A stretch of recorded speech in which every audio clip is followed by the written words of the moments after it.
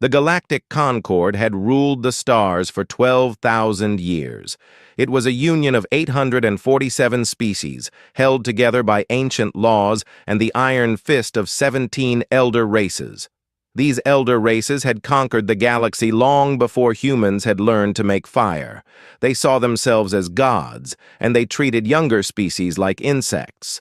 When humanity first left Earth and began to spread among the stars, the Concord watched them with amusement.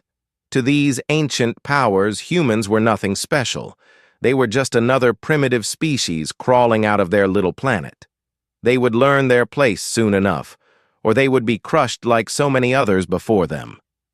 Ambassador Elena Vasquez did not know any of this when she stepped onto the transport ship that would carry her to Sanctuary Prime. She was 52 years old, a former diplomat who had spent her life building bridges between nations on Earth. Now she had been chosen for the greatest mission in human history. She would be the first human to speak before the Galactic Council. Elena believed in peace. She believed that all intelligent beings could find common ground if they simply talked to each other. She had studied everything humanity knew about the Concord. She had learned 3 alien languages. She had practiced her speech 100 times. She came with gifts, with trade proposals, with an open hand and an open heart. The journey to Sanctuary Prime took 4 months. Elena spent the time preparing, hoping, and dreaming of the future she would help create. She imagined human ships trading with alien merchants. She imagined scientists from different worlds working together. She imagined her grandchildren growing up in a galaxy at peace. She could not have imagined what was waiting for her. Sanctuary Prime was the capital of the Galactic Concord. It was an artificial world, built 10,000 years ago as a meeting place for all species. The planet was covered in crystal towers that reached into the sky. Ships from 1,000 worlds filled its orbit. It was the most beautiful thing Elena had ever seen. She was escorted to the council chambers by guards who did not speak to her. The chamber itself was vast beyond imagination. Thousands of seats rose in circles around a central platform. Representatives from hundreds of species filled those seats, watching her with eyes of every shape and color. Some looked curious. Most looked bored. A few looked at her with open disgust. High Arbiter Kethval sat on a throne above everyone else. He was the leader of the Dominion, the most powerful of the elder races. His body was insectoid, covered in black armor that shone like oil. He stood 3 meters tall, with 4 arms and eyes that showed no emotion. His species had been conquering worlds since before Earth's oceans had cooled. Elena walked to the central platform. Her legs were shaking, but she kept her head high. She opened her mouth to begin her speech. She never got the chance. "The human will be silent," Kethval said. His voice was like breaking glass. "This is not a negotiation. This is a trial." Elena felt her blood turn cold. "A trial? I do not understand. I came here to discuss trade and friendship between our peoples." "You came here because your species has committed crimes against the Concord," Kethval replied. "Humanity has expanded into 17 star systems. 12 of those systems were claimed by the Concord before your species existed. You have stolen our territory. You have violated our laws. The punishment for these crimes is death." Elena's mind raced. Those systems were empty. No one lived there. No one had visited them in thousands of years. We did not know anyone had claimed them. "Ignorance is not a defense," Kethval said. "Your species should have asked permission before leaving your planet. You did not. Now you will face the consequences." Elena looked around the chamber, searching for anyone who might help her. She saw hundreds of faces, but none of them showed sympathy. Some were nodding in agreement with the High Arbiter. Others were simply watching with cold curiosity. "Please," Elena said, "let me contact my government. We can negotiate. We can withdraw from those systems. We can pay reparations. There must be a way to resolve this peacefully. The decision has already been made, HFY replied. This trial is merely a formality. The council voted last night. Humanity must learn its place. Your death will be broadcast to all 847 member species. It will serve as a warning to any other primitives who forget that the Concord rules these stars. Elena realized then that she had never had a chance. This was not diplomacy. This was not justice. This was murder dressed up in legal clothing. The Concord had decided to kill her before she even arrived, simply to send a message. She felt fear, yes. But more than fear, she felt anger. She had come in peace. She had come with friendship. And they were going to kill her for it. The guards dragged her to the center of the platform. A machine descended from the ceiling. Elena knew what it was from her studies. Neural dissolution. Her mind would be torn apart, piece by piece. She would feel every moment of it, and she would die screaming while the galaxy watched. As the machine activated, Elena looked directly into the broadcast drone that was filming her execution. She thought of her daughter Maria, who was only 12 years old. She thought of Earth, her beautiful blue home. She thought of all the humans who would see this moment, and she spoke her final words. Earth remembers. The pain began. It was worse than anything she had ever imagined. But even as her mind was being destroyed, Elena held on to one thought. Humanity would not forget this. Humanity would not forgive this. On 17 human colony worlds, billions of people watched their ambassador die. They watched her scream. They watched the aliens laugh. And something changed inside them. Something ancient. Something dangerous. On Earth, President Sarah Chen sat in the Situation Room, surrounded by her advisors. She watched the woman she had sent to her death. She watched the smile on the High Arbiter's face. She was silent for exactly 30 seconds after Elena Vasquez stopped breathing. Then she spoke. Open the Prometheus files, all of them. Her Secretary of Defense looked at her with shock. Madam President, are you sure?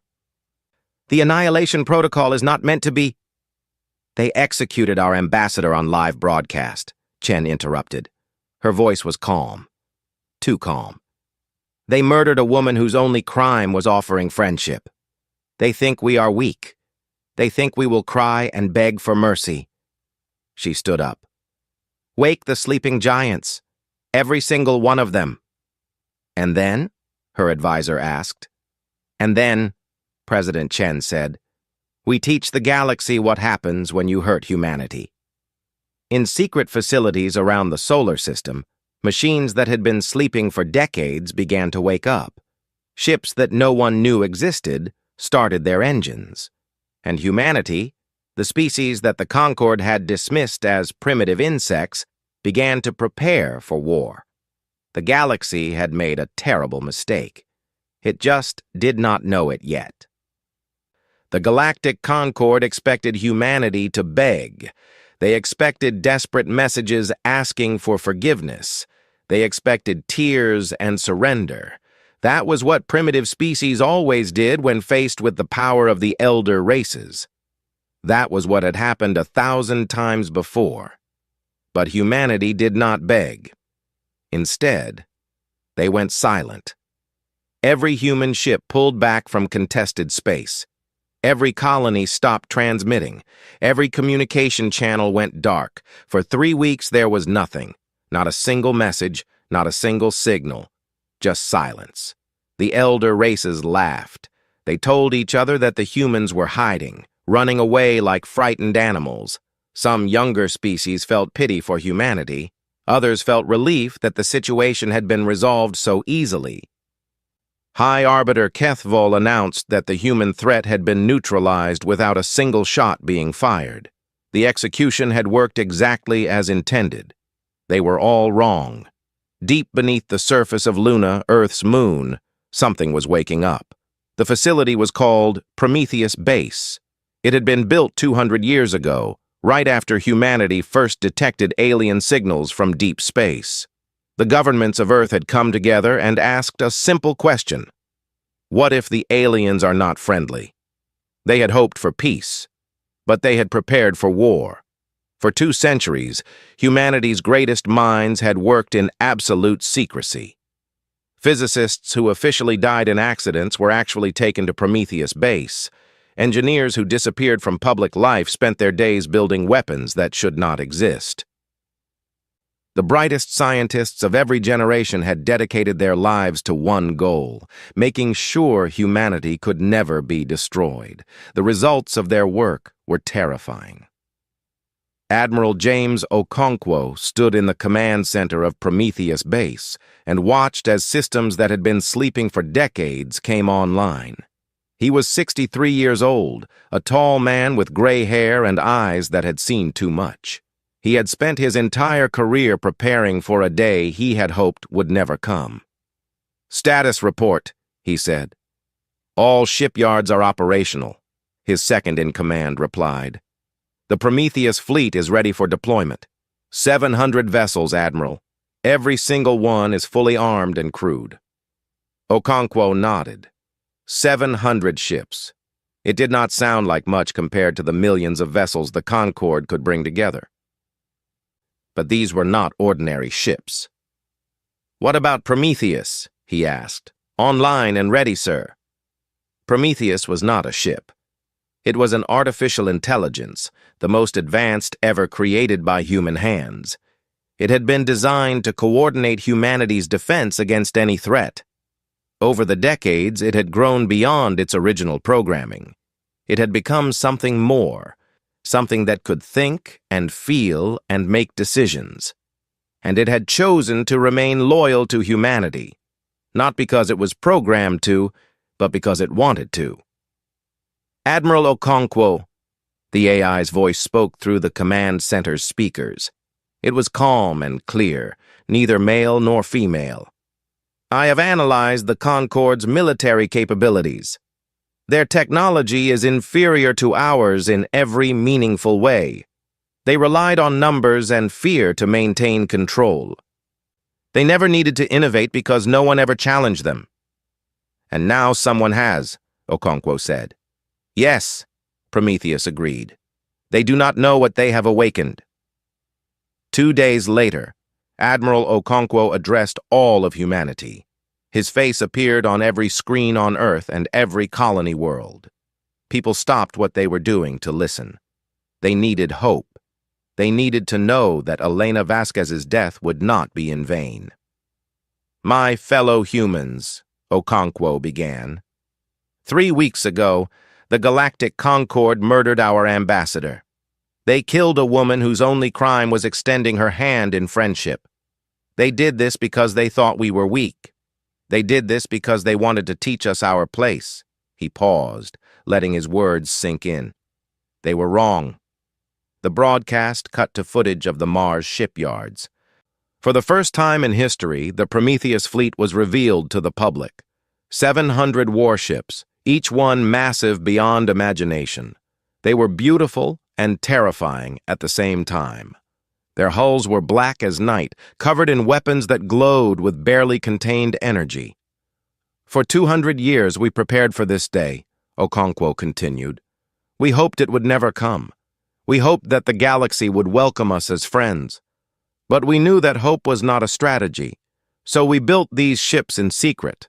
We developed weapons that the Concorde cannot even imagine. We created defenses that their technology cannot penetrate." The broadcast showed the flagship of the fleet. It was called the Wrath of Terra, and it was so large that it cast a shadow across the surface of Mars. It was not just a ship, it was a statement, a promise, a threat. "The Concorde believes that might makes right," Okonkwo said. "They believe that power is the only language the galaxy understands. Very well. Let them see our power. Let them learn that humanity is not prey. We are not victims. We are not primitives to be slaughtered for their amusement." His voice grew harder. "They killed our voice. They murdered our hand of friendship. So be it. We offered peace, and they answered with blood. Now we will answer in kind. Not because we want war, but because they have left us no choice. The broadcast ended with a simple message that appeared on every screen. Earth remembers. Across the galaxy, the Concord spy networks sent frantic reports back to Sanctuary Prime. They described ships that moved through dimensions that should not exist. They reported weapons that could destroy planets. They warned of an AI that had already infiltrated half of the Concord's communication systems. High Arbiter Kethvol received these reports in his throne room. He read them once, twice, 3 times. Each time the numbers seemed more impossible. Each time the threat seemed more real. For the first time in 8,000 years, Kethvol felt an emotion he had forgotten existed: fear. He called an emergency meeting of the Council. Representatives from all 17 elder races gathered in the same chamber where Elena Vasquez had been executed. The mood was very different now. No one was laughing. No one looked bored. "We must destroy them before they reach us," one of the elder races demanded. "Gather the combined fleet. 4 million ships. Crush them with overwhelming force." Others agreed. Some suggested negotiation, but they were quickly silenced. The conquered did not negotiate with primitives. It was against everything they believed in. It would make them look weak. 4 million ships against 700, Kethvol said. "The humans are brave, but they are not stupid. They cannot possibly win against such odds." He was right about one thing. Humanity was brave, but he was wrong about everything else. The Prometheus fleet launched from Mars 3 days later. 700 ships against the greatest armada in galactic history. The odds were impossible. The outcome seemed certain. The galaxy was about to learn that humanity did not believe in impossible. The combined fleet gathered around Sanctuary Prime like a swarm of angry insects. 4 million ships from 300 different species, brought together for one purpose: the complete destruction of humanity. It was the largest military force ever assembled in galactic history. Star systems went dark as power was diverted to weapons. The space around the Concord's capital was so crowded that ships had to be careful not to crash into each other. High Arbiter Kethvol watched from his command ship with satisfaction. This, he thought, was what true power looked like. 700 human ships against 4 million. The odds were nearly 6,000 to 1. This would not be a battle. It would be an execution, just like the one he had ordered for their ambassador. "All fleets report ready," his commander announced. "We await your order, High Arbiter." Kethvol allowed himself a moment of pleasure. Let them come. Let them see what happens to species that challenge the Concord. Across the system, sensors detected a disturbance in space. Something was coming. Something that should not be possible. The human fleet did not arrive through normal space travel. They did not use the jump gates that the Concord had built over thousands of years. Instead, they tore holes in reality itself. Rifts in space-time opened like wounds in the fabric of the universe.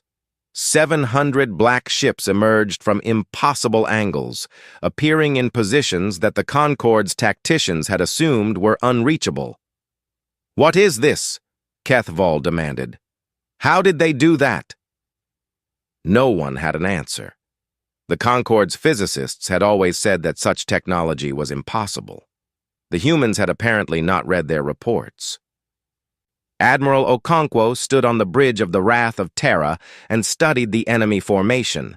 4 million ships. It should have been terrifying. Instead, he felt calm. He had trained for this moment his entire life. His crews had prepared for decades. They knew exactly what they needed to do. "Prometheus," he said, "begin." "With pleasure, Admiral." The battle began. Human weapons were unlike anything the galaxy had ever seen. Their railguns fired projectiles at 93% the speed of light. By the time Concord sensors detected the attack, it was already over. Dozens of ships exploded before they could even raise shields. Hundreds more were crippled in the first minute, but it was not just about weapons. It was about tactics. The Concord had not fought a real war in 8,000 years. Their fleets were designed for intimidation, not combat. Their commanders followed ancient doctrines that had never been tested against a real enemy. They moved in rigid formations, followed predictable patterns, and expected their enemies to do the same. Humanity had been fighting wars against itself for all of its history. They had learned lessons in blood that the Concord could not imagine. They knew how to adapt. They knew how to improvise. They knew how to turn weakness into strength. The human ships moved like nothing the Concord had ever seen. They worked together in perfect coordination, guided by Prometheus. They struck from unexpected angles, retreated before the enemy could respond, and struck again from somewhere else. They used the enemy's size against them, hiding among the chaos of 4 million ships. "They are everywhere!" a Concord commander screamed over the communication network. "I cannot track them! I cannot—" His transmission ended in static. Kethvol watched his beautiful fleet begin to fall apart. Ships that had never been damaged in their existence were burning. Commanders who had never known defeat were dying, and the humans just kept coming, like ghosts that could not be killed. Then Prometheus made its move. The AI had been infiltrating Concord systems since the moment the battle began. It found weaknesses in their networks that they had never known existed. It spread through their communication channels like a virus, and then it sent a message to every ship in the combined fleet. "This is Prometheus, speaking on behalf of humanity. We offer you a choice. Your leaders condemned an innocent woman to death. They started this war, but you do not have to die for their crimes. Withdraw now, and you will not be harmed. Continue fighting, and you will be destroyed. Choose." The message included something else: files. Thousands of files. Secret records that the Concord's leaders had hidden for centuries. Genocides, enslavements. Entire species wiped out because they had resources the elder races wanted. Atrocities that had been buried so deep that most citizens of the Concord had no idea they had happened. The effect was immediate. Species that had joined the Concord through conquest suddenly remembered why they hated their masters. Commanders who had lost family to the elder races saw evidence of crimes they had always suspected. Ships that had been fighting together moments ago now turned their weapons on each other. The combined fleet did not just lose, it collapsed. Within 11 hours, it was over. More than half of the Concord's ships had either been destroyed, surrendered, or switched sides. The rest had fled into deep space. The greatest military force in galactic history had been broken by 700 ships and the truth. Admiral Okonkwo gave the order to descend. The wrath of Terra dropped through Sanctuary Prime's atmosphere like a falling god. The people on the surface watched in terror as the massive ship blocked out their sun. It landed in the plaza where Ambassador Vasquez had been executed, crushing the memorial that Kethvol had built to celebrate her death. Human Marines poured out of the ship in powered armor that made them look like giants. They moved through the crystal towers of Sanctuary Prime with brutal efficiency. Anyone who resisted was neutralized. Anyone who surrendered was spared. Within 1 hour, they had secured the council chambers. High Arbiter Kethvol was dragged before Admiral Okonkwo in the same hall where he had condemned Elena Vasquez. He was forced to his knees on the same platform where she had died. The irony was not lost on anyone. Okonkwo looked down at the creature that had started this war. He felt no anger, no hatred, just a cold, clear purpose. "Play the recording," he said. A hologram appeared in the air. Elena Vasquez's execution, played from beginning to end. Every scream, every moment of agony, every laugh from the assembled representatives. When it finished, the chamber was silent. "You thought we were primitives," Okonkwo said. "You thought we would break. You thought you could murder our people and face no consequences. He leaned closer. You were wrong. What do you want? Kethval asked. His voice was different now. The arrogance was gone, replaced by something that might have been fear. If you want to rule the Concord, we will accept you as masters. If you want tribute, we will pay. Just tell us what you want. Okonkwo smiled, but there was no warmth in it. We do not want to rule you, he said. We do not want your tribute. We want something much simpler. He stood up straight. We want you to understand consequences. We want every species in this galaxy to know what happens when you hurt humanity. We want you to remember this moment for the next 10,000 years. He turned to his soldiers. Take him away. His trial begins tomorrow. As Kethval was dragged from the chamber, he realized something terrible. The humans were not here to conquer. They were not here to replace the Concord with their own empire. They were here to tear everything down. And they were just getting started. The galaxy waited to see what humanity would do next. Every species expected the same thing. The humans would claim the Concord's throne. They would become the new masters, and the galaxy would simply exchange one tyrant for another. This was how things had always worked. This was how power changed hands among the stars. But humanity did something that no one expected. Something that had never happened in 12,000 years of galactic history. They refused to rule. President Chen traveled to Sanctuary Prime 3 days after the battle. She walked through streets that were still filled with rubble. She saw aliens looking at her with fear and confusion. She climbed the steps of the council building where Elena Vasquez had died, and she addressed the galaxy. We did not come here to conquer, she said. Her voice was broadcast to every inhabited world. We did not come here to take the Concord's place. We came here to teach a lesson about consequences. She paused, letting her words sink in. For 12,000 years, the elder races ruled through fear. They crushed anyone who challenged them. They committed crimes that would horrify any decent being. And they got away with it because no one was strong enough to stop them. Her eyes hardened. That era is over. Starting today, there will be accountability. The Annihilation Protocol was not about destroying the Concord. It was about something much more precise. It was about targeting the structures of power that had allowed injustice to flourish for so long. It was about making sure that those who had committed crimes would finally face judgment. Over the next few months, human forces moved through Concord space with surgical precision. They did not attack random worlds or innocent populations. Instead, they focused on very specific targets.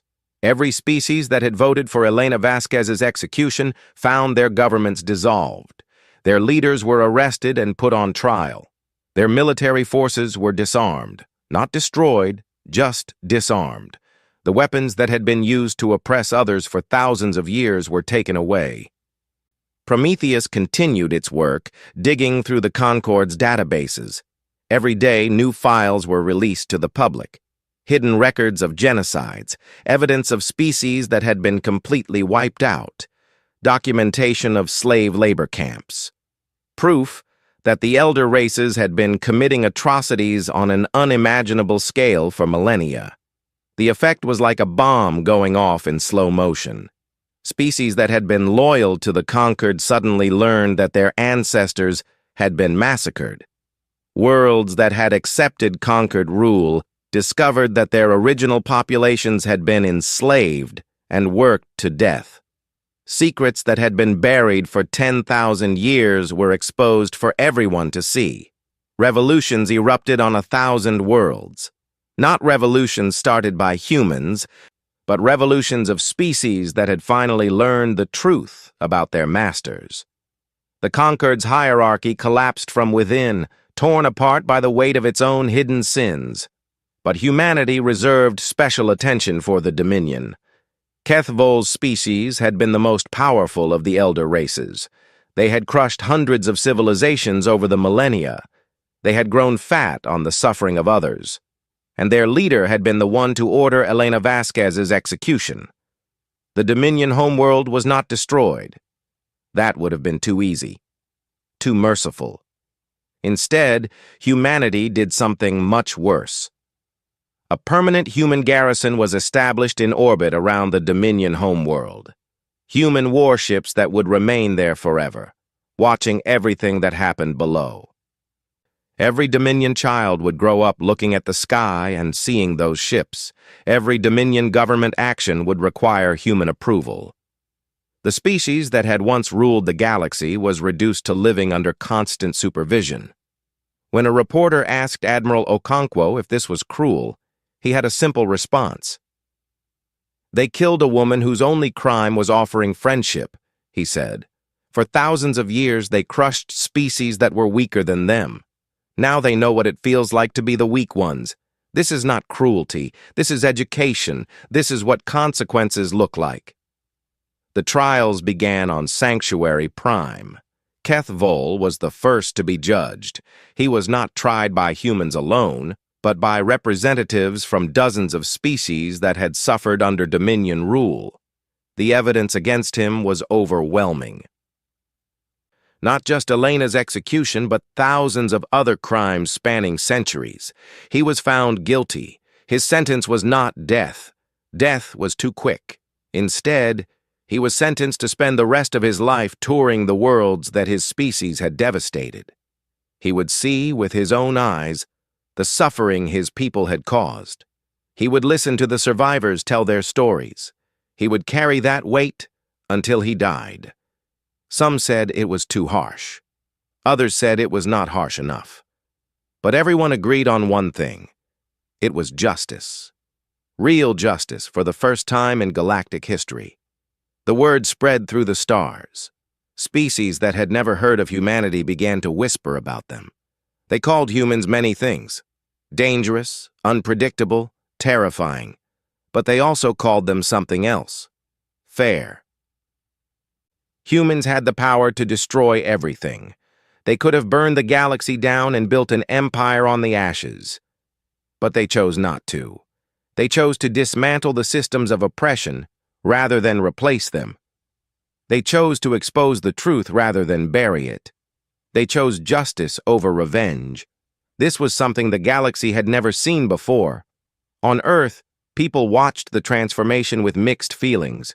Many were proud of what humanity had accomplished. They had shown the galaxy that humans were not to be underestimated. But others worried about the future. What would happen when the work of justice was done? What would humanity's role be in the new galaxy that was emerging? President Chen addressed these concerns in a speech that would be remembered for generations. "We have proven that we are strong," she said. "Now we must prove that we are wise. We did not fight this war to become tyrants. We fought it to create something better. The old galaxy was built on fear and lies. The new galaxy must be built on truth and equality." She announced the formation of a new organization to replace the Concord. It would be called the Stellar Commonwealth, and it would be based on principles that humanity had fought for throughout its history. Every species would have an equal voice. No more hierarchies of elder and younger races. No more executions for political convenience. No more hidden atrocities. The galaxy had learned a new word that year. It came from human languages, and it spread to every corner of known space. Accountability. It meant that actions had consequences. It meant that the powerful could not escape judgment. It meant that justice was not just for the weak, and it meant that the galaxy would never be the same again. 10 years had passed since the fall of Sanctuary Prime, and the galaxy was a different place. The Galactic Concord was gone. In its place stood the Stellar Commonwealth, a union of species built on ideas that had once seemed impossible. Equality, representation, justice. Every species, no matter how old or young, had an equal voice in the assembly. No one was executed for crimes they did not commit. No one was crushed simply for being weak. It had not been easy. Building something new never was. There had been conflicts and disagreements. Some species had struggled to accept that they were no longer above others. Some had taken advantage of the chaos to settle old grudges, but slowly, painfully, the galaxy had learned to work together. New Geneva was humanity's first colony world, and it had become the capital of the new Commonwealth. The assembly hall stood at the center of the planet's largest city, a massive building made of glass and steel. It had been designed to remind everyone who entered that they could see out, and everyone outside could see in. No more secrets, no more hidden chambers where atrocities were planned. Maria Vasquez walked through the doors of the assembly hall and felt her heart beating fast. She was 42 years old now, with gray beginning to show in her dark hair. She had been just 12 when she watched her mother die on a broadcast that changed history. Now she was Earth's representative to the Commonwealth. She still remembered that day. The screaming, the laughter of the aliens who watched. The final words her mother spoke, "Earth remembers." Those words had become humanity's battle cry, and they had become Maria's purpose in life. But today was not about war. Today was about something her mother had always believed in, even when the galaxy gave her no reason to: peace. Maria walked to the central platform of the assembly hall. 1,000 species filled the seats around her. Some had been enemies 10 years ago. Some had been slaves. Some had been masters. Now they all sat together, equal under the law. "My mother believed that the universe could be better," Maria began. Her voice was steady, but those closest to her could see her eyes glistening. She believed that peace was possible, not peace through weakness, but peace through strength. The strength to stand up for what is right. The strength to demand justice.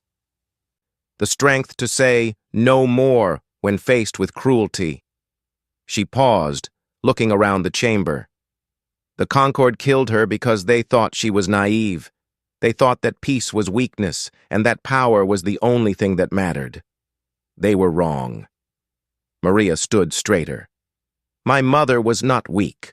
She was brave enough to believe in something better, and humanity was strong enough to make her dream come true. The assembly was silent. Maria could see representatives from the Dominion in their section, watching with expressions she could not read.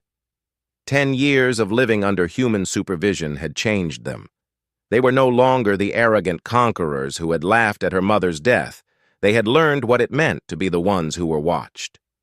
Today, we mark the 10th anniversary of the Stellar Commonwealth, Maria continued. 10 years of peace, 10 years of cooperation, 10 years of proving that the old ways were not the only ways. She smiled, and it was her mother's smile. This is what Elena Vasquez died for. This is what she believed was possible. And this is what we have built together. Outside the assembly hall, a memorial stood in the central plaza. It was a statue of a woman with her hand extended in greeting. Elena Vasquez, forever frozen in the moment before her death, still offering friendship to anyone who would take it. Around her were the flags of every species that had joined the Commonwealth. The inscription read, "She came in peace. We came for justice. Together, we built something better." After the ceremony, Maria walked to the memorial alone. She touched the cold stone of her mother's face and whispered words that no one else could hear. She came here every year on this day. It helped her remember why she did what she did. A presence appeared beside her. She turned to see a young Dominion, barely more than a child by their species' standards. He was nervous, his forearms twitching with uncertainty. "Ambassador Vasquez," he said, "may I speak with you?" Maria nodded. "Of course. I wanted to say—" He hesitated, struggling for words. "I was not born when your mother died. I grew up seeing human ships in my sky. My parents told me stories about the old days, when my people ruled the galaxy. They said we were great once." Maria said nothing, waiting. "But I have studied history," the young Dominion continued. "Real history. Not the lies we were taught before. I know what my people did. I know about the genocides. I know about the slaves. I know about your mother." His voice cracked. "I am sorry. I know that does not fix anything. But I am sorry." Maria looked at him for a long moment. She thought about all the anger she had carried for so many years. She thought about her mother's screams. She thought about everything humanity had sacrificed to bring justice to the galaxy. And then she extended her hand. "My mother believed in second chances," she said. "She believed that people could change. That is why she came to Sanctuary Prime in the first place. Not because she was naive, but because she knew that peace has to start somewhere." The young Dominion stared at her hand like it was something dangerous. Then slowly, he reached out with one of his own arms and took it. "Thank you," he whispered. Maria smiled. "Do not thank me. Just do better. That is all any of us can do." In orbit above New Geneva, the Wrath of Terra maintained its silent vigil alongside ships from dozens of other species. Admiral Okonkwo, now retired, watched the ceremony from an observation deck on the station that bore his name. He was old now, his hair white and his body tired, but his eyes were still sharp. A young officer approached him. "Admiral, the Dominion representative would like a word with you."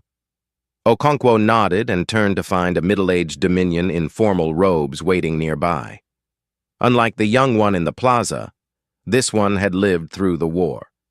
He had seen the old galaxy and the new. "Admiral," the Dominion said, "I have a question, one that has bothered me for 10 years. Ask, do humans ever forgive?" Okonkwo was quiet for a long moment. He looked out the window at the ships from 100 worlds, moving together in formation. He thought about Elena Vasquez and the price she had paid. He thought about the millions who had died in the war. He thought about everything humanity had lost and everything they had gained. "We forgive," he said finally, "but we never forget. That is what makes us dangerous, and that is what will keep the peace." He turned to face the Dominion directly. "Because everyone knows we remember. Everyone knows that if they go back to the old ways, we will be there, and we will do whatever it takes to stop them." The Dominion nodded slowly. "That is what I thought you would say." "Does it frighten you?" "Yes," the Dominion admitted. "But it also gives me hope. Because if humanity can forgive what my people did, then perhaps the rest of the galaxy can learn to do the same. Perhaps we can truly build something better." Okonkwo smiled. It was a tired smile, but it was real. "That was the plan all along," he said. "Elena Vasquez understood it, even if no one else did at the time. Peace is not given. It is demanded, and sometimes it has to be forged in fire." He looked out at the stars, at the galaxy that had finally learned to work together. It was not perfect. It would never be perfect, but it was better. And it would keep getting better, as long as there were people willing to fight for it. "Earth remembers," he said softly, "and it always would." The year was 2157, and humanity had never felt so small. Dr. Elena Rodriguez stood in the observatory on Luna Base, watching the massive asteroid through the telescope. It was 3 kilometers wide, made of solid rock and metal, and it was heading straight for Earth. The calculations were clear. In 47 days, it would hit the Pacific Ocean with the force of 10,000 nuclear bombs. The impact would throw so much dust and debris into the atmosphere that the sun would be blocked for years. Most life on Earth would die. "Any word from the defense fleet?" Elena asked her assistant, Marcus. Marcus shook his head. "The nuclear missiles barely scratched it.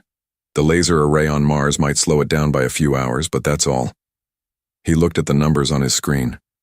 "We have evacuation ships ready for maybe 2 million people. There are 8 billion on Earth."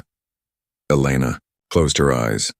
Humanity had just learned to travel between planets 50 years ago. They had built colonies on Mars and the Moon, but they were small. Most humans still lived on Earth, and now Earth was going to die. Dr. Rodriguez, Marcus said suddenly, "There's something on the deep space scanners." Elena looked at the screen. 3 large objects were moving toward Earth's solar system. They were big, bigger than anything humans had ever built, and they were moving fast, faster than any human ship could travel. "Are they ships?" Elena asked. "I think so, but I've never seen anything like them." Within hours, the news spread across the solar system. Alien ships were approaching Earth. Some people panicked, thinking the aliens were coming to finish what the asteroid started. Others hoped the aliens might help. The ships arrived in Earth orbit 2 days later. They were beautiful, made of some kind of silver metal that seemed to shine with its own light. Each ship was 5 kilometers long, shaped like a flower with flowing curves instead of straight lines. The aliens sent a message to Earth in perfect English. "We are the Karani. We know of your danger. We wish to help." President Chen of the United Earth government was in an emergency meeting when the message came through. Around the table sat the leaders of every major nation on Earth, plus the governors of Mars and Luna colonies. "How do we know we can trust them?" asked the Russian delegate. "How do we know we can't?" President Chen replied. "In 45 days, Earth dies. These aliens might be our only hope." The Karani asked to meet with Earth's leaders. They said they would send 1 representative to Earth's surface. President Chen agreed to meet the alien in Geneva. The Karani shuttle landed in Lake Geneva with barely a splash.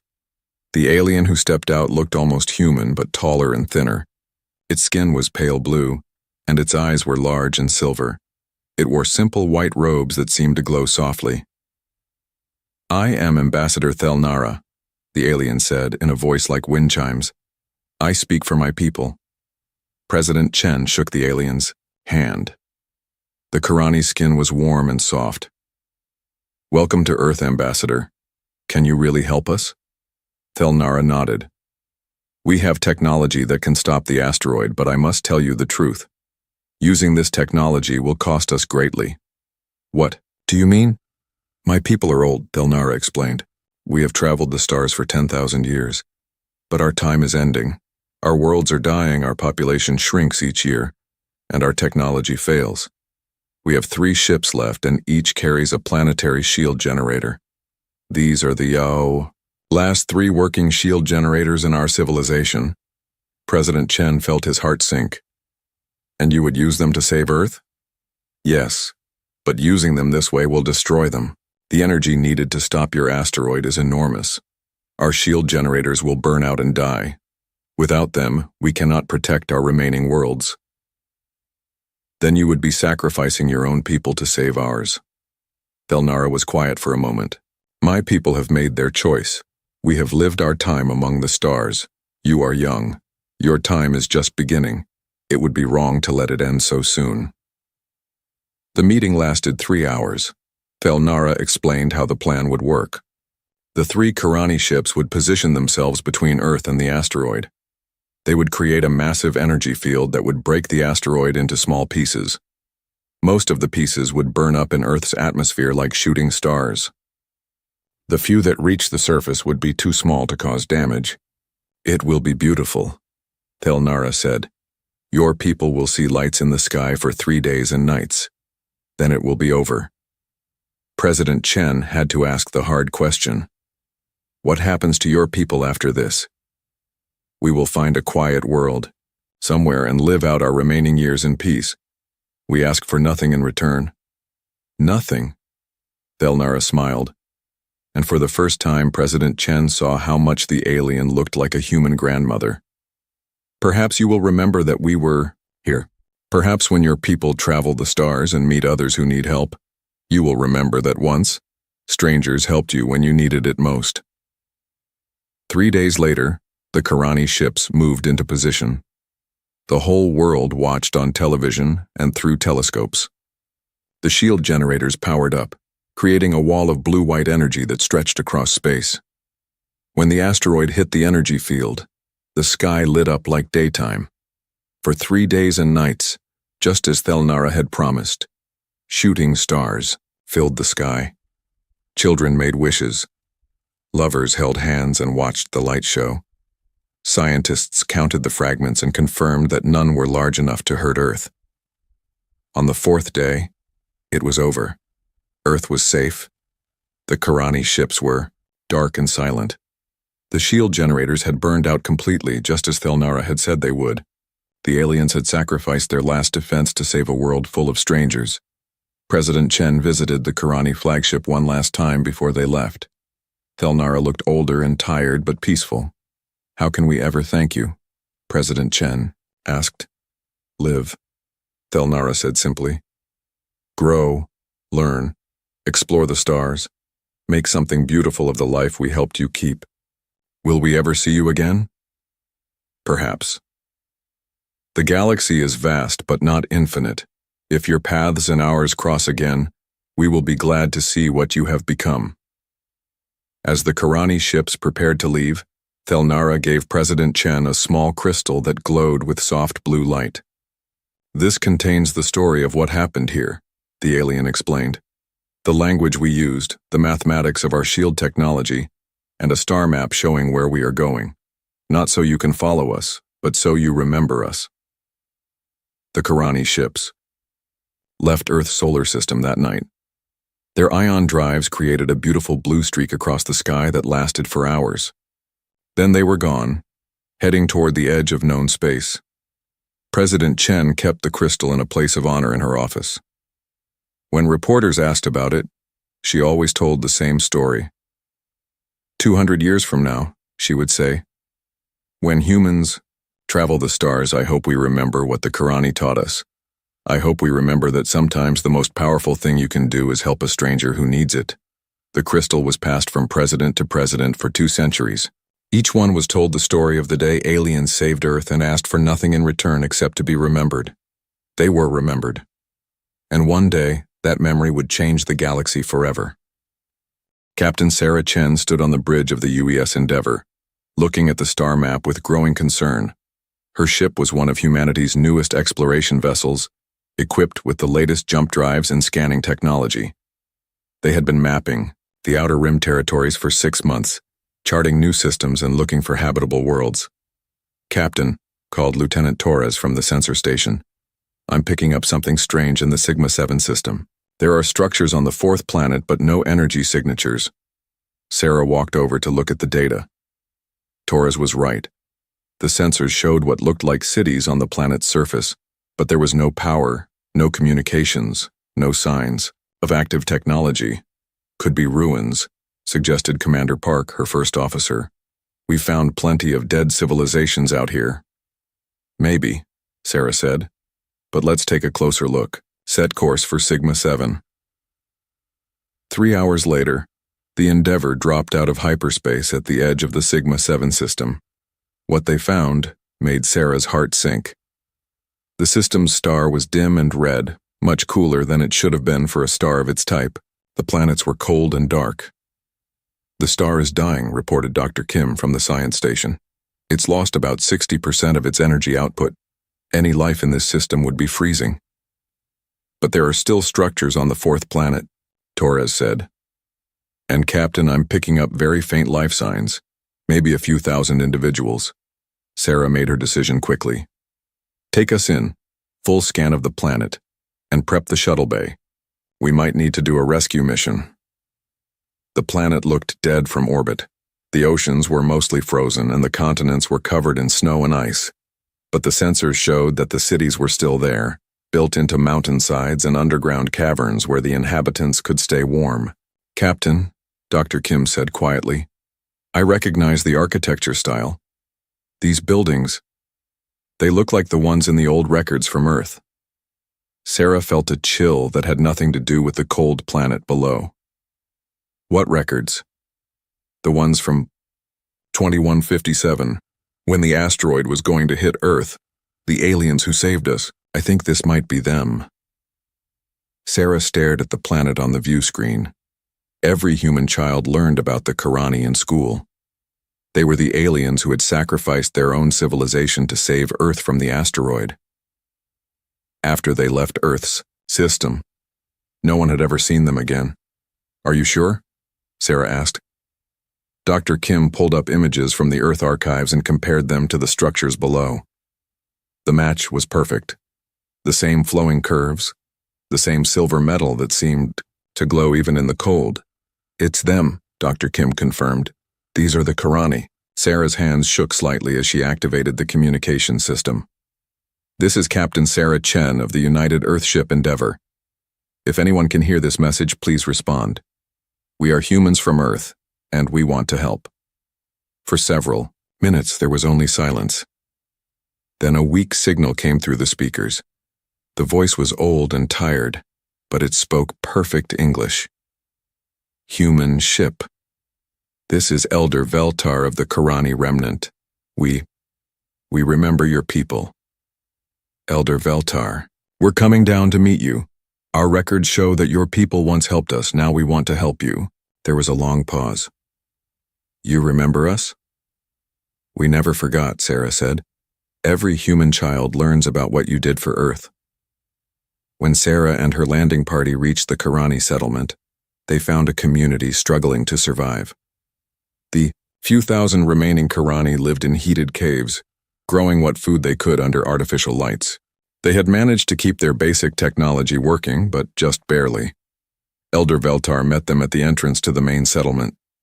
He was ancient even by Karani standards, his blue skin pale and wrinkled, his silver eyes dim with age. But he stood straight and proud as he greeted the humans. Welcome to Karanioth, our last world, he said. I am sorry we cannot offer you better hospitality. Elder Veltar, Sarah said, we're here to help. What do you need? The old alien looked. Surprise. Help? But we are few and you are many. What could we possibly offer you in return? You already gave us everything, Sarah replied. 200 years ago, your people saved our entire world. We've never forgotten that debt. Veltar's eyes widened. You still remember the asteroid? Every year on Memorial Day, every human stops what they're doing at exactly 3:47 p.m. Greenwich time. That was the moment your shield generators activated to save Earth. We call it the moment of gratitude. Tears ran down the old Karani's face. My grandfather was Ambassador Thelnara. He was the one who spoke with your leaders. He told me about your President Chen, how she promised that humans would remember us. She kept that promise, Sarah said. And now we're going to keep another promise. We're going to help you the way you helped us. Sarah's team spent 3 days documenting everything they could about the Karani situation. The star was dying because of a natural phenomenon that happened to some stars as they aged. The Karani had no technology powerful enough to fix it. They were slowly freezing to death on a world that had once been warm and green. How long do you have? Sarah asked Veltar during one of their meetings. Perhaps 10 years, the elder replied. Maybe 15 if we are very careful with our resources. That's not acceptable, Sarah said firmly. She activated her communication system and sent an emergency message to Earth Command. This is Captain Sarah Chen aboard the UES Endeavor. I am transmitting full data on the Karani situation. Recommend immediate deployment of all available resources for humanitarian rescue mission. The Karani are the species that saved Earth in 2157. They are dying and we have the power to save them. Request permission to begin preliminary assistance operations immediately. The response from Earth came back within 6 hours. Sarah had expected approval for a rescue mission. What she got was much more. Captain Chen, the message from Admiral Rodriguez began. Your discovery has been classified at the highest level and transmitted directly to the President and the Global Council.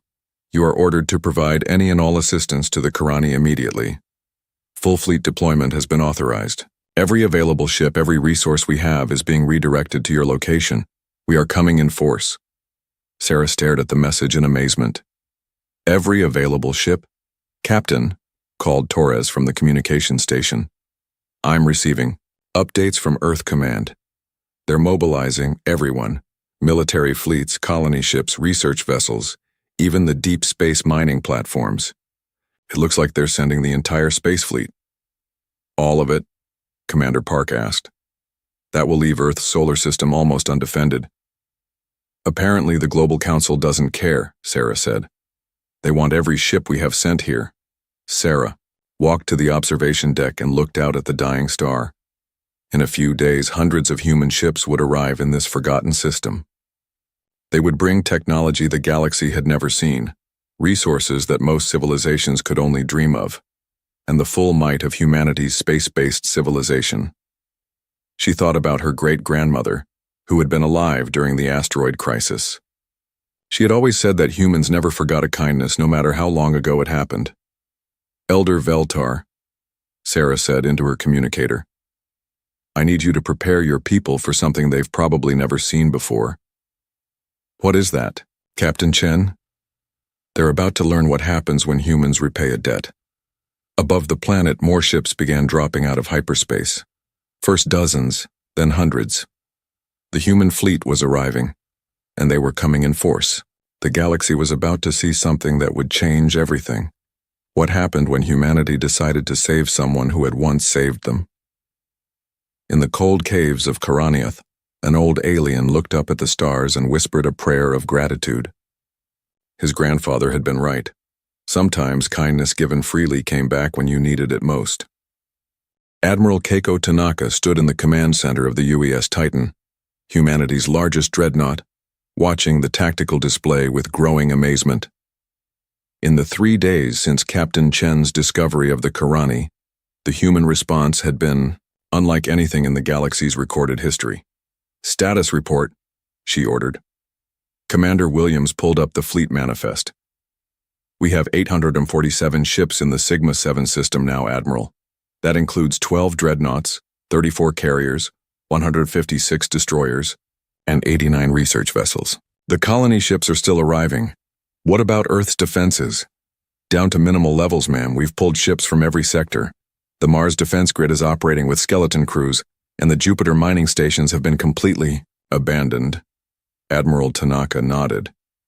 It was an incredible risk. If any of humanity's enemies decided to attack now, Earth would be almost defenseless.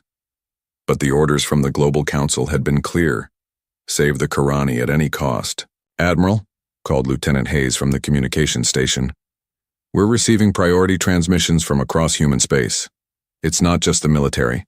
Civilian ships are coming too." "Show me." The tactical display changed to show ship movements throughout human territory. Tanaka watched in amazement as thousands of civilian vessels changed course and headed toward Karani space. Colony transports that had been heading to new worlds turned around. Merchant ships abandoned their trade routes. Even luxury cruise liners were making their way toward the dying star system. "How many civilians?" Tanaka asked. "At least 3,000 ships, Admiral. Maybe more. They're not responding to our recall orders." Tanaka understood why. The story of the Karani was part of human culture. Every child grew up learning about the aliens who had sacrificed themselves to save Earth. Now that those same aliens needed help, no human was going to stay home. "Let them come," Tanaka decided. "We'll need every ship we can get." On the bridge of the merchant vessel New Tokyo, Captain Maria Santos was having the same conversation with her crew that was happening on ships throughout human space. Maria were carrying medical supplies to the Centauri colonies. Her first officer protested. "People are counting on us." "The Centauri colonies can wait," Maria replied. "The Karani can't. Those aliens saved every human alive, including our grandparents. Now it's our turn. But our cargo will be more useful in Karani space. Medical supplies, food, water, construction materials, they need everything we have." Similar conversations were happening on thousands of ships. Humanity was mobilizing not because they were ordered to, but because they wanted to. The debt, too. The Karani was personal for every human alive. At the Zephyrian Empire's intelligence headquarters, Director Vashati studied the reports coming in from across human space with growing alarm. "They're moving everything," reported his chief analyst. "Every military asset, every colony ship, every research vessel. It's the largest fleet movement in galactic history." "But why?" Director Vashati asked. "What could be worth risking their entire civilization for? The Sigma-7 system has nothing valuable. No rare minerals, no strategic importance.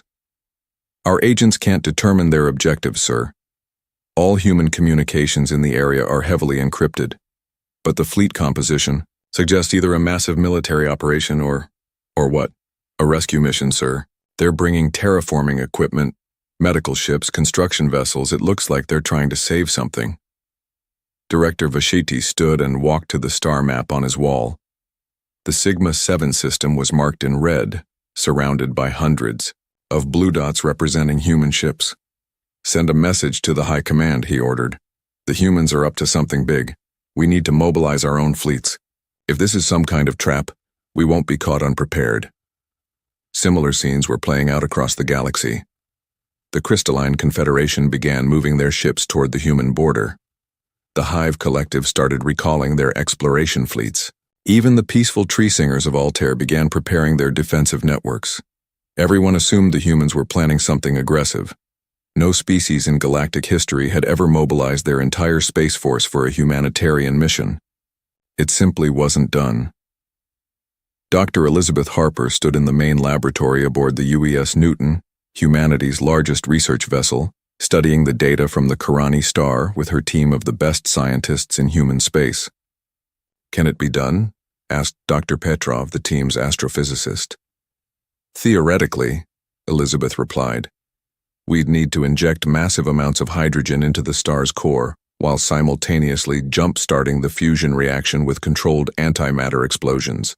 It's never been tried before. Because it's impossible, Dr. Petrov said. No, because no one has ever needed to do it before, Elizabeth corrected. The Karani need their star to live, so we're going to fix their star. Dr. Kim, who had transferred from Captain Chen's ship, pulled up the technical specifications. We'd need to manufacture specialized equipment, fusion injectors, containment fields, antimatter catalysts. The energy requirements alone would drain half our fleet. Then we'll drain half our fleet, Elizabeth said simply. The Karani saved 8 billion humans. We can spend some energy to save a few thousand Karani.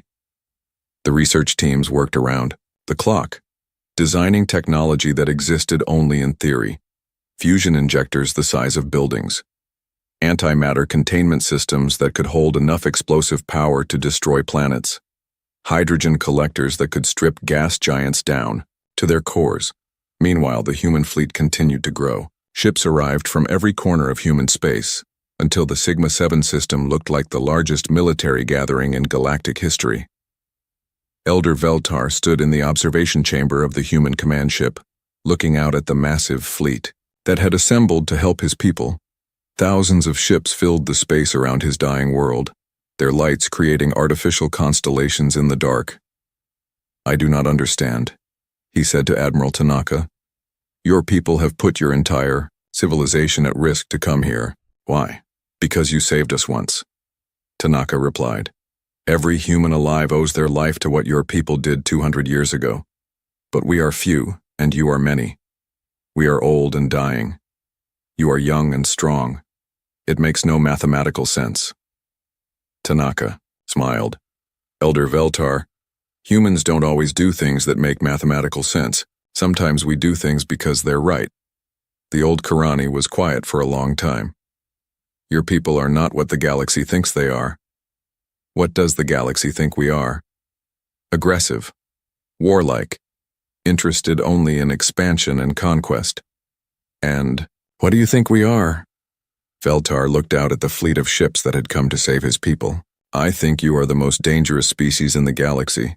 Tanaka raised an eyebrow. Dangerous? Yes. Because you remember kindness. Because you repay debts. Because when you care about something, you will move stars to protect it. The old alien turned to look at her. Other species fear your weapons, Admiral Tanaka. They should fear your loyalty instead. 3 days later, the first phase of the operation began. Human ships moved into position around the dying star, their specialized equipment ready to attempt something that had never been done before. They were going to bring a star back to life, and across the galaxy other species watched and wondered what kind of people would risk everything to help someone who had helped them long ago. They were about to learn that humanity's greatest strength wasn't their technology or their numbers, it was their memory. Dr. Elizabeth Harper watched the countdown timer on her screen with growing tension. In 30 seconds, humanity would attempt something no species in galactic history had ever tried, bringing a dying star back to life. "All stations report ready," announced Commander Williams from the Fleet Coordination Center. Around the Karani star, 300 human ships hung in perfect formation. Massive fusion injectors, each the size of a city block, pointed toward the star's surface. Antimatter, containment vessels held enough explosive power to crack planets. Hydrogen collectors had spent days stripping the system's gas giants, gathering the fuel needed for stellar resurrection. "Dr. Harper," Admiral Tanaka's voice came over the comm. "You're cleared to begin the operation." Elizabeth took a deep breath. "Beginning stellar injection sequence. All ships commence hydrogen bombardment." The fusion injectors came to life. Streams of pure hydrogen, compressed to incredible density, shot toward the dying star. The beams were invisible in space, but their effects were immediate. The star's surface began to brighten as fresh fuel reached its core. "Hydrogen levels rising," reported Dr. Petrov. "Core temperature increasing, but it's not enough. The fusion reaction is still too weak." "Phase 2, Elizabeth ordered. "Antimatter ignition." This was the dangerous part. Controlled antimatter. Explosions deep inside the star would jumpstart the fusion reaction. Too little, and nothing would happen. Too much, and they could destroy the star completely. "Antimatter torpedoes away," called the weapons officer aboard the UES Prometheus. "Impact in 15 seconds." Elizabeth watched her instruments as the antimatter charges detonated inside the star. For a moment, nothing happened. Then the star began to pulse with new light. "It's working," Dr. Kim shouted. "Fusion reaction is strengthening. Energy output is increasing." But something was wrong. The star's surface was becoming unstable. Massive solar flares began erupting, shooting deadly radiation in all directions. "All ships, emergency withdrawal," Admiral Tanaka ordered. "Get clear of the radiation zone." The human fleet pulled back as the star convulsed. For 6 hours it threw off massive amounts of energy and matter.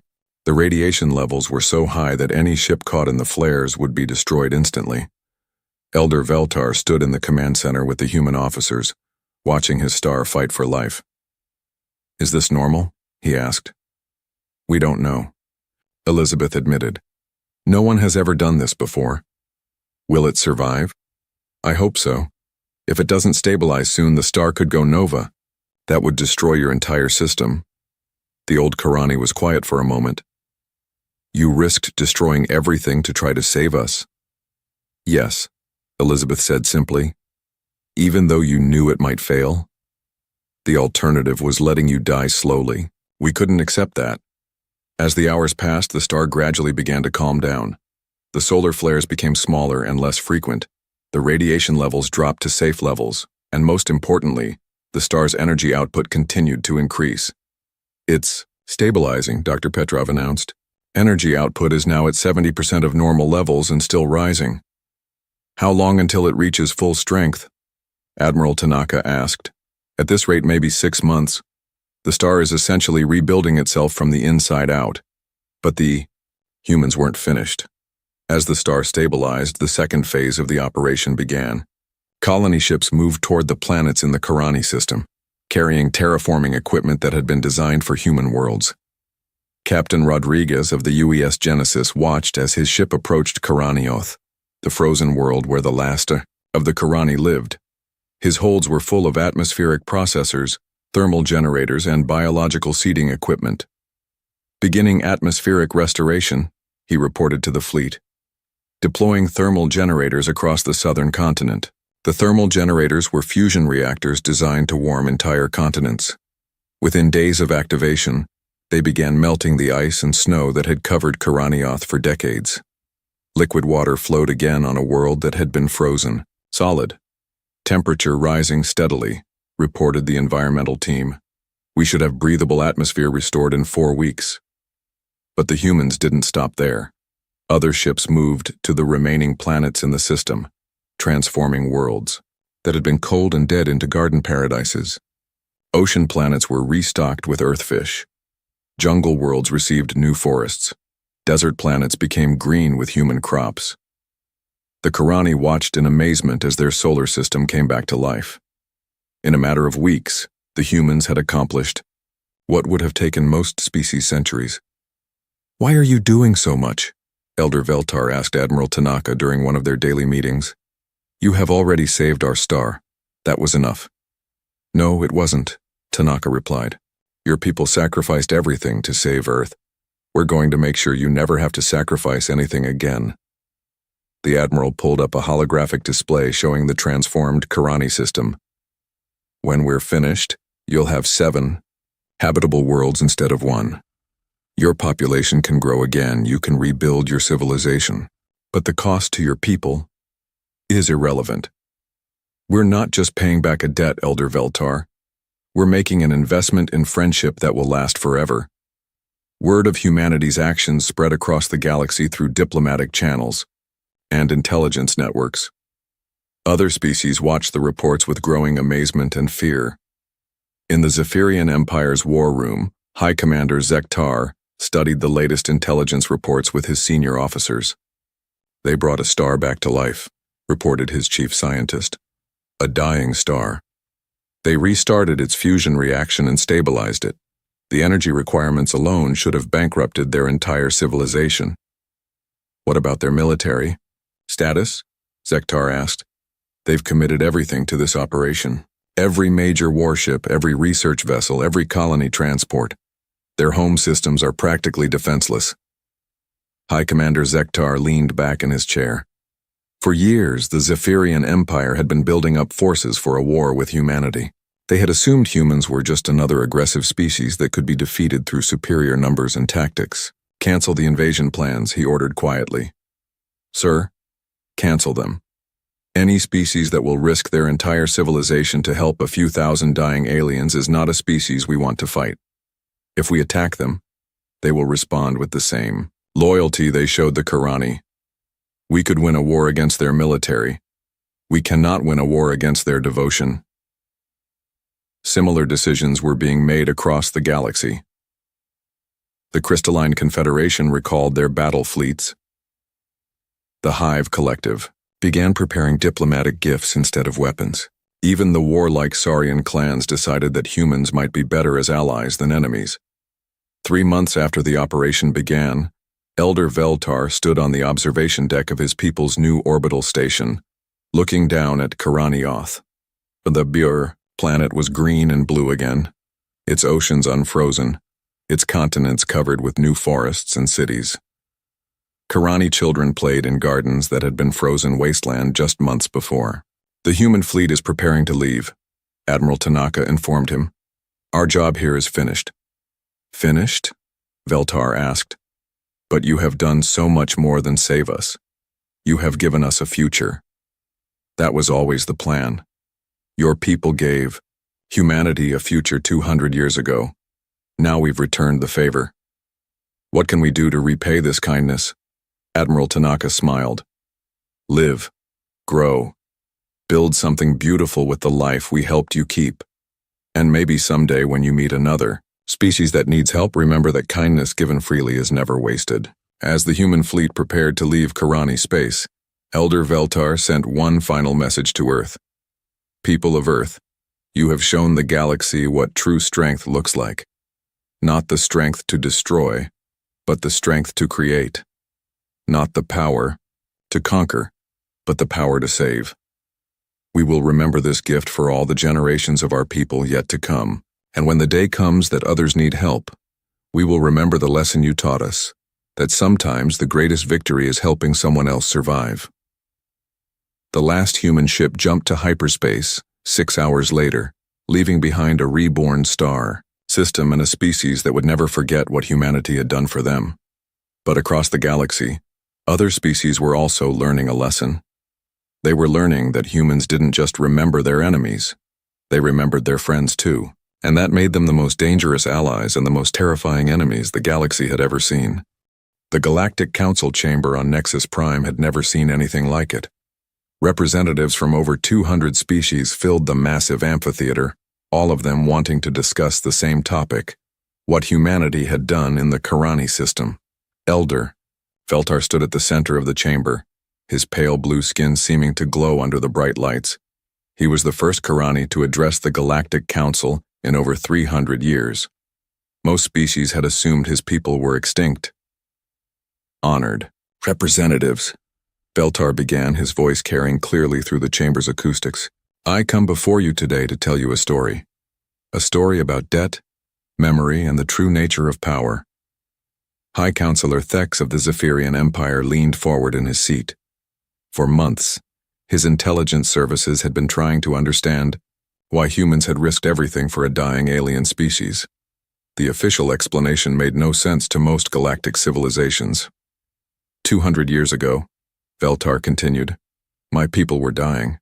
Our last 3 ships carried the final working shield generators in our civilization. We could have used them to protect our remaining worlds and lived a few more centuries in slow decline. The chamber was completely silent. Every representative was recording this speech. Instead, we chose to use those generators to save a young species called humanity from an asteroid impact. We gave up our last defenses to save a world full of strangers. We asked for nothing in return except to be remembered. Ambassador Kreeth of the Hive Collective made a buzzing sound of confusion. Forgive me, Elder, but this makes no sense. Your people sacrificed their future for aliens they had never met? We did. And do you know what happened next? The humans forgot about you, suggested Trade Minister Vex of the corporate worlds. That is what young species do. They take help and then ignore those who gave it. Veltar's silver eyes seemed to shine with amusement. No, Minister Vex. They remembered. For 200 years, every human child learned our story. Every year, at the exact moment our shields activated to save Earth, every human in their civilization stopped what they were doing to observe the moment of gratitude. But that was just ceremony, interrupted General Krex of the Saurian clans. Meaningless ritual. Was it? Veltar asked. 3 months ago, a human exploration ship found my people dying on a frozen world orbiting a burned-out star. We were the last few thousand Karani in the galaxy, waiting to freeze to death in darkness. He activated a holographic projector, showing images from the recent rescue operation. Within days of discovering us, the humans mobilized their entire spacefaring civilization. Every warship, every colony vessel, every research platform, every civilian transport that could make the journey. They abandoned defensive positions, left their colonies unguarded, and risked their entire civilization to save us. The images showed the massive human fleet surrounding the Karani star. Representatives throughout the chamber made sounds of amazement, in dozens of different languages. They brought our star back to life, Veltar continued. They restarted fusion reactions that had been dying for decades. They terraformed our worlds, gave us new technology, and restored our civilization. The energy cost alone should have bankrupted them. High Counselor Thex finally spoke. Elder Veltar, my people have been studying the humans for decades. We know them as an aggressive, expansionist species. What you described does not match their profile. Doesn't it? Veltar asked. You see aggression where I see determination. You see expansion where I see growth. You see a dangerous military force where I see a species that will sacrifice everything to honor a debt of gratitude. The hologram changed to show the restored Karani system. Green worlds orbited a bright, healthy star. Cities sparkled on the surface of planets that had been frozen waste just months before. The humans didn't just save us, Veltar said. They gave us a future. They turned one dying world into 7 thriving ones. They increased our population capacity by 1,000-fold. They shared medical technology that extended our lifespans by centuries. But why? Asked Ambassador Silthara of the Crystalline Confederation. What did they gain? Nothing, Veltar replied. They asked for nothing. No trade agreements, no military alliances, no mining rights, no colonies. When their work was finished, they left. Just like my people did 200 years ago. The chamber erupted in confused chatter. The concept of a major power doing something with no immediate benefit was almost incomprehensible to most galactic civilizations. General Krex of the Saurian clan stood up. This proves nothing. One rescue mission does not change the fact that humans are dangerous. You are absolutely right, General, Veltar said, and his words silenced the chamber instantly. Humans are the most dangerous species in this galaxy. Then you agree with us, Thek said. I do, but not for the reasons you think. Veltar's expression became serious. You fear their weapons, their ships, their military technology. You should fear something else entirely. What? Their memory, their loyalty, their absolute refusal to abandon those who have shown them kindness. The elder walked closer to the representatives' seats. General Krex, how many species would your clans risk extinction to save? Krex was quiet. Trade Minister Vex, how much profit would you sacrifice to honor a debt from 2 centuries ago? Vex said nothing. High Counselor Thex, would the Zephyrian Empire mobilize its entire fleet to rescue a dying civilization that once helped you? Thex shook his head slowly. None of you would, Veltar continued. None of your species would risk everything for strangers, but humans will, and that makes them more dangerous than any weapon. He returned to the center of the chamber. You have been preparing for war with humanity because you see them as aggressive conquerors. You are making a terrible mistake. How so? Asked Admiral Vextra of the Void Swimmers. Because you are thinking like conquerors yourselves. You assume humans want what you want, territory, resources, dominance. But what if they don't? What do they want then? Thex demanded. What they have always wanted. To explore, to learn, to help those who need it, to remember those who helped them. Veltar's voice carried throughout the silent chamber. And to protect, with absolute determination, those they consider friends. The implications hit the assembled representatives like a shockwave. If you make war on humanity, Veltar continued, you will not be fighting a normal conquest war. You will be fighting a species that measures victory not by territory gained but by friends protected. A species that will sacrifice their own safety to save strangers. A species that remembers every kindness and repays it exponentially. Ambassador Kreeth made another buzzing sound. Are you saying humans cannot be defeated? I am saying that defeating them might not be possible, and even if it were, it would cost you everything you have. Because humans don't fight for themselves alone. They fight for everyone who has ever helped them, everyone they have ever protected, everyone they consider family. The elder paused, letting that sink in. How many species has humanity helped in the last century? How many colonies have they defended?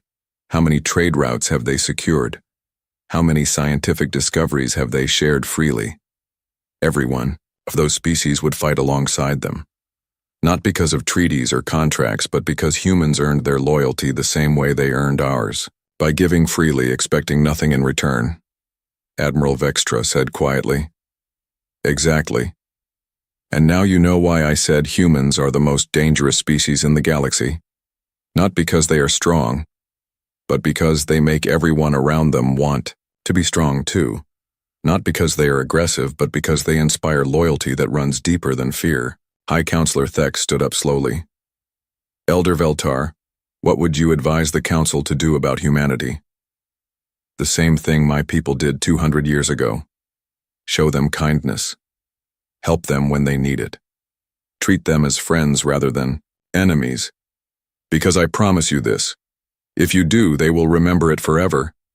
And if you don't, if we don't, then you will learn what happens to those who threaten the people humans care about. And I do not think that is a lesson any of us want to learn. The session ended with the chamber in stunned silence. Within hours, every major power in the galaxy was recalling their war fleets and drafting diplomatic overtures to humanity.